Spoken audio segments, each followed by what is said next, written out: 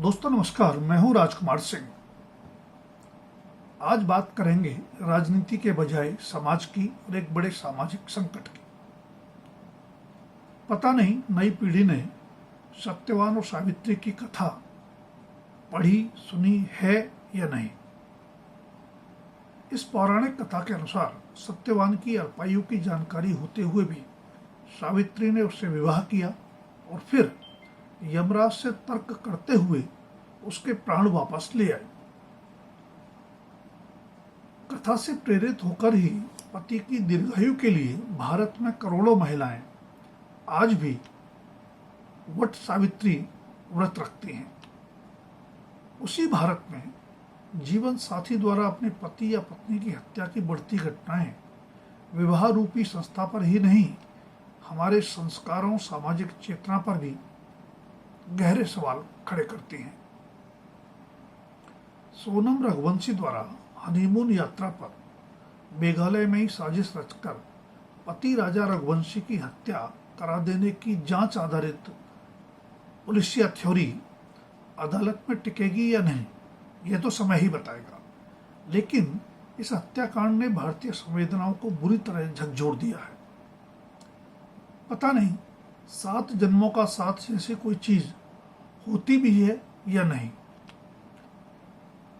यह भी नहीं कहा जा सकता कि जो जीवन हम जी रहे हैं वही अंतिम है या उसके बाद भी और मानव जन्म होने हैं। फिर भी हनीमून के दौरान ही प्रेमी राज कुशवाहा के साथ साजिश रचकर सोनम ने पति राजा रघुवंशी की हत्या से रिश्तों में परस्पर विश्वास की बुनियाद को हिला दिया है। पति या पत्नी द्वारा एक दूसरे की हत्या करने या करवाने की घटनाएं पहले भी हुई हैं, लेकिन वैवाहिक जीवन का सबसे प्रतीक्षित और खूबसूरत समय माने जाने वाले हनीमून के दौरान ही वैसा होना हृदय विदारक है। बताया जा रहा है कि सोनम का राज कुशवाहा से प्रेम प्रसंग चल रहा था, लेकिन परिवार ने उसकी इच्छा के विरुद्ध राजा रघुवंशी से विवाह करा दिया। विवाह पूर्व संबंध स्वाभाविक मानने का तर्क भारत में सहज स्वीकार्य नहीं है। ऐसा था भी तो उस विवाह के लिए सोनम और उसके परिजन ही जिम्मेदार हैं, लेकिन जान गंवानी पड़ी राजा रघुवंशी को।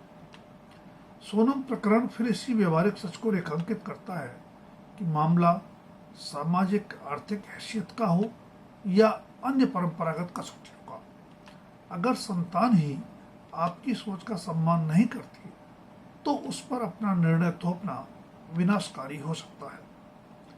बदलते सामाजिक माहौल में परिजनों ने अपनी सीमाएं स्वीकारते हुए सोनम का विवाह उसके प्रेमी राज कुशवाहा से करा दिया होता तो यह दुखद हत्याकांड नहीं होता।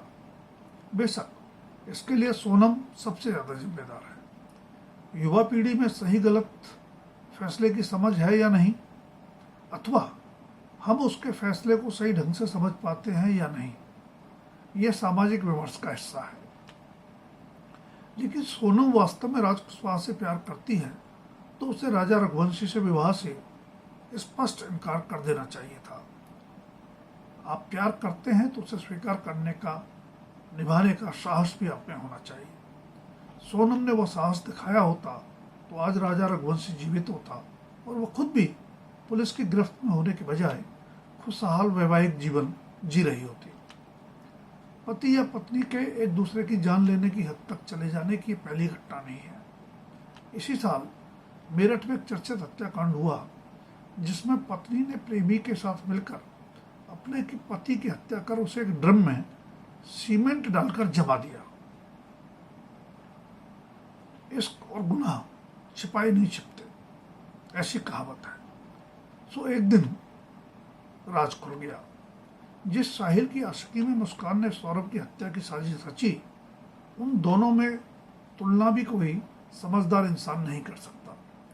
शायद इसीलिए कहते हैं कि प्यार अक्सर अंधा होता है। सच हो या शोसेबाजी, उसके बाद पत्नियों द्वारा अपने प्रेम प्रसंग में बाधक पतियों को ड्रम में सीमेंट बनाकर जमा देने की धमकियों की खबरें बढ़ गई हैं।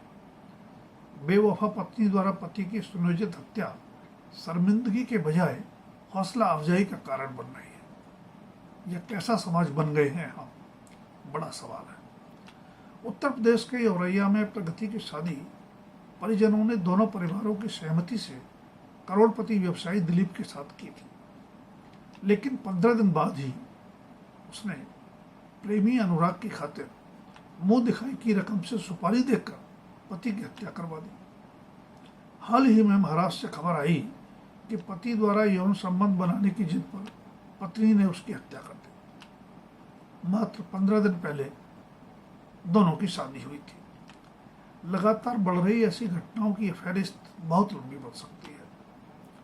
आत्महत्या के लिए मजबूर कर देने वाले पति और पत्नियों के किस्से भी कम नहीं है। ऐसा नहीं है कि सिर्फ पत्नियां हत्यारी बन रही हैं, पति या प्रेमी भी अपने प्यार की हत्या करने में पीछे रहे।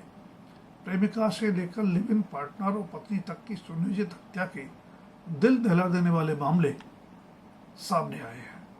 किसी मामले में शव सूटकेस में बंद मिला तो किसी मामले में फ्रिज में। तौर तरीके बताते हैं कि ज़्यादातर घटनाएं तात्कालिक गुस्से के बजाय सोच समझकर सुनियोजित ढंग से अंजाम दी गई। हर रिश्ते में नोकझोंक होती है। कहते भी हैं जहाँ प्यार होता है तकरार भी होती है, लेकिन बात निर्मम हत्या तक पहुंच जाए तो तय है कि प्यार तो हरगिज नहीं था। तब क्या था? मात्र दैहिक आकर्षण। विज्ञान और मनोविज्ञान दोनों मानते हैं कि विपरीत लिंग के प्रति आकर्षण स्वाभाविक है। शायद नई पीढ़ी इस आकर्षण को ही प्यार समझ लेती है और फिर उसमें अंधी होकर हत्या या आत्महत्या की हद तक चली जाती है, जिसका खामियाजा परिवारों को भी भुगतना पड़ता है और असर तो पूरे समाज पर पड़ता है।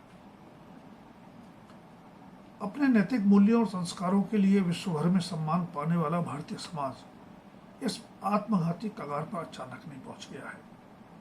आधुनिकता के नाम पर अपसंस्कृति के विस्फोट के लिए समाज से सरकार तक सभी जिम्मेदार हैं। विवाह पूर्व तथा विवाहेतर संबंध फैशन बनते जा रहे हैं। इसीलिए व्यक्ति का उपचार भी आसान नहीं। व्यक्तिगत स्वतंत्रता की मुखर आकांक्षा वाले दौर में जब वर्जनाएं तोड़ने की होड़ लगी है, तब नैतिक मूल्यों और संस्कारों की बात कौन करेगा या सुनेगा? यह व्हाट्सएप चुटकुला दरअसल कटु सामाजिक परिवर्तन भी बयां करता है कि अपने माँ बाप से डरने वाली हम आखिरी पीढ़ी हैं और औलाद से डरने वाली पहली। भौतिक सुख की अंधी दौड़ में सही या गलत की बहस में पड़कर कोई भी अपनी रफ्तार धीमी नहीं करना चाहता। इस अंधी दौड़ की देश और समाज को भारी कीमत चुकानी पड़ेगी। फिर भी कई स्वयंभू चिंतकों की चिंता विदेश के मुकाबले अपने देश में तलाक का प्रतिशत कम और प्रक्रिया जटिल होने तक सीमित है, तो समाज और सोच दोनों पर तरस ही खाया जा सकता है। बोझ बन चुके रिश्तों को ढोने का कोई अर्थ नहीं, पर जल्दी और ज्यादा तलाक वाले देशों का समाज क्या खुशहाल है?